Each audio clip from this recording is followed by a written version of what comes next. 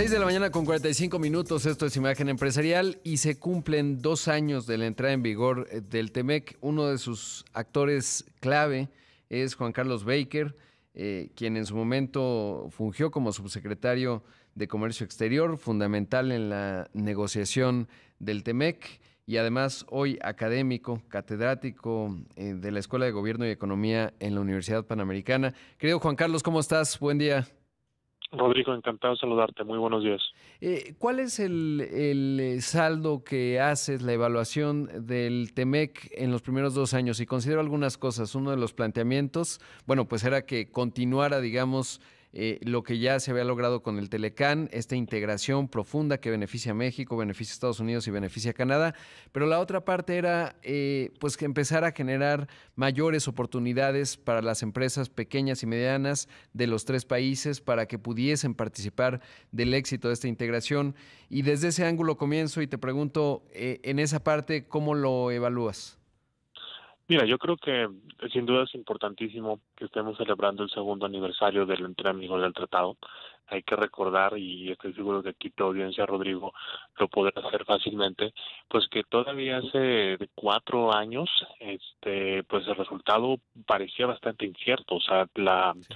el proceso de negociación bajo la administración del presidente Trump pues tuvo sus altibajos, tuvo momentos muy difíciles e incluso momentos en los que parecía que efectivamente, olvídate del tema, que ni siquiera nos íbamos a poder quedar con el Telecán antiguo, ¿no?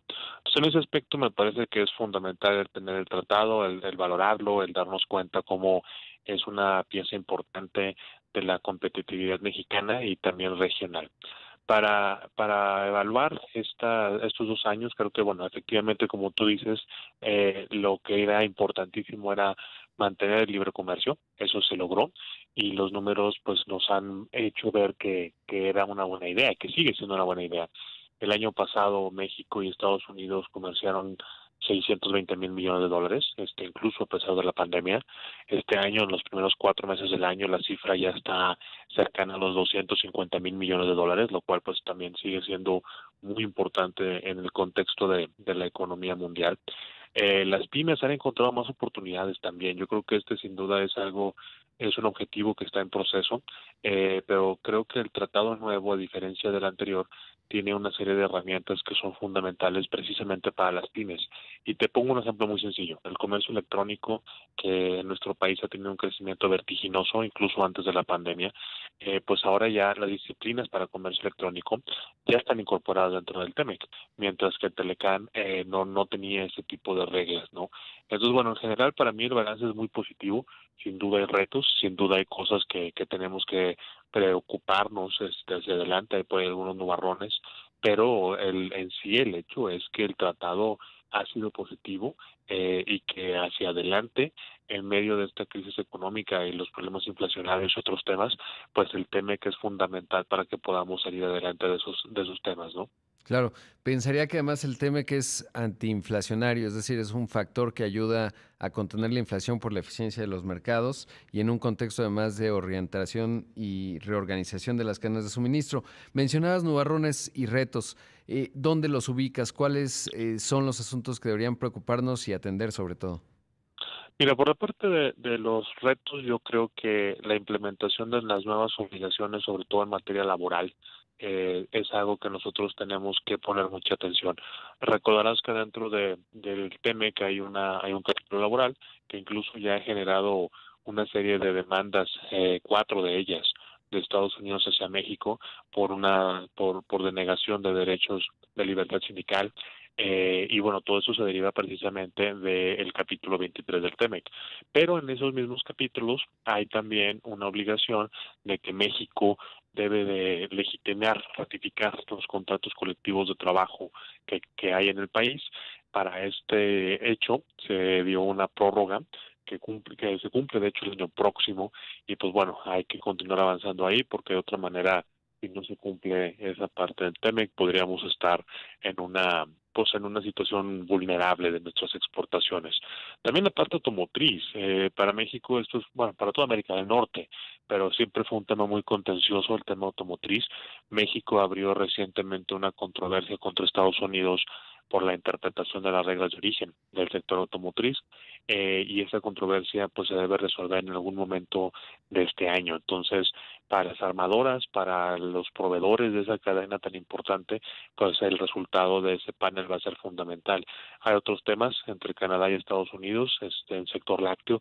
En general es relativo a la operación del tratado, que las cosas que un país puede estar en desacuerdo, pues efectivamente se atienden en los canales institucionales y que la decisión que se vaya a tomar, pues contribuya a la intervención, ¿no? Nubarrones, pues mira, hay señalamientos de posibles violaciones en varias áreas que no han desembocado todavía en un proceso de solución de controversias, pero que pues no ayudan al ambiente de negocios, ¿no? Por ejemplo, en México todo lo que se ha intentado hacer en el sector energético, Ujú. en Estados Unidos también dentro de lo de la industria automotriz, pues esta solicitud o esta intención que tenía el presidente Biden de dar subsidios a la producción de coches eléctricos siempre y cuando se hiciera en Estados Unidos. En fin, parece que todavía hay por ahí una serie de políticas públicas que pues no van en el espíritu del tratado y esas tenemos que evitarlas, Rodrigo, porque cuando el mundo se está partiendo más en regiones, pues nosotros indudablemente somos parte de América del Norte y nuestra competitividad está precisamente en respetar la integridad del tratado, ¿no? Por supuesto. Y si bien Estados Unidos, bueno, es la mayor economía del planeta, es muy potente, también se vería debilitado, digamos, porque pues, su región inmediata, que es, digamos, América del Norte, de cara a su proyección global, pues es fundamental que, digamos, tenga dos aliados muy importantes que son México y Canadá, y particularmente México por el potencial que tenemos en términos de ser un país demográficamente joven, 29 años edad promedio, y de 130 millones de habitantes, que te permite eventualmente incluso tener, ya lo es, obvio, un mercado muy potente. Y vinculado a Estados Unidos, pues es solamente una historia de prosperidad la que podremos tener, pero bueno, pues claro, hay estos nubarrones y pienso también en las expresiones políticas, ahí preguntarte qué tanto es ruido, qué tanto es un asunto que debe preocupar, por ejemplo, actitudes como la del gobernador tejano. Mira, sin duda, la primera parte de tu comentario, el tema también puede ser interpretado como un instrumento de geopolítica, ¿no? Estamos Ujú. viendo cómo en otras partes del mundo las guerras comerciales, la situación de Estados Unidos con China, la propia invasión de Rusia a Ucrania, pues han vuelto a poner el foco en la importancia de pues de los países con los que te rodeas, ¿no? De por tu barrio, vamos a decirlo en términos coloquiales, ¿no? Y pues sí, el barrio de nosotros es América del Norte y aquí vivimos y por lo tanto tenemos un interés compartido en esas cosas, lo cual me lleva a la parte política que tú mencionas. Yo creo que es muy serio, o sea, sí efectivamente creo que no hay que ser ingenuos, siempre va a haber razones políticas detrás de ciertas decisiones, pero creo que otra vez el espíritu norteamericano es lo que tendría que guiar muchas de estas cosas, ¿no? Porque una decisión política, pues ya vimos que estuvo muy cerca de descarrilar el antiguo Telecán, la manera en la cual pues Donald Trump pudo enganchar o pudo convencer a muchos actores en Estados Unidos de lo que estaba diciendo y de las propuestas que tenía en contra de México y en contra de libre comercio, la globalización, etcétera. Todo eso sigue ahí, ese malestar sigue ahí y pues puede ser un factor muy importante para los temas políticos hacia adelante, lo cual también pues tenemos que considerarlo en la próxima revisión del tratado.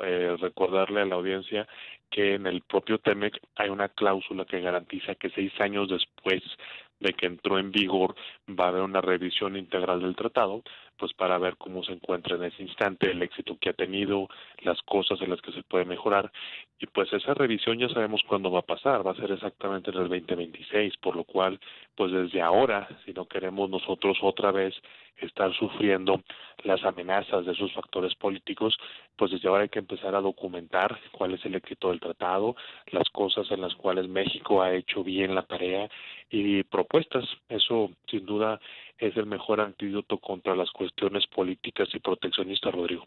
Claro, qué importante esto que recuerdas porque finalmente en esos tiempos, pues la presión del lado mexicano para moverse en los márgenes racionales y los márgenes de maniobra que tiene México de cara a tener prosperidad compartida con Estados Unidos y Canadá, pues ojalá nos lleven a decisiones en unos aspectos, por ejemplo, el energético, más racionales, ¿no? Y eso me parece que es importante porque se va condicionando, pero como dices también, pues entraña riesgos en términos de los tiempos que se van viviendo. Afortunadamente, bueno, a lo mejor será la elección intermedia en Estados Unidos, eso siempre puede ser un problema dependiendo quién ocupe la Casa Blanca, pero yo creo que es tanto, digamos, los puntos positivos que genera el TEMEC, que debería ser algo que esté alineado, digamos, con cualquier líder político de cualquiera de los dos partidos, republicanos o demócratas allá, y cualquiera que ocupe pues la silla del poder en México. Ya no puedo decir Los Pinos o el Palacio Nacional porque no sabemos, pero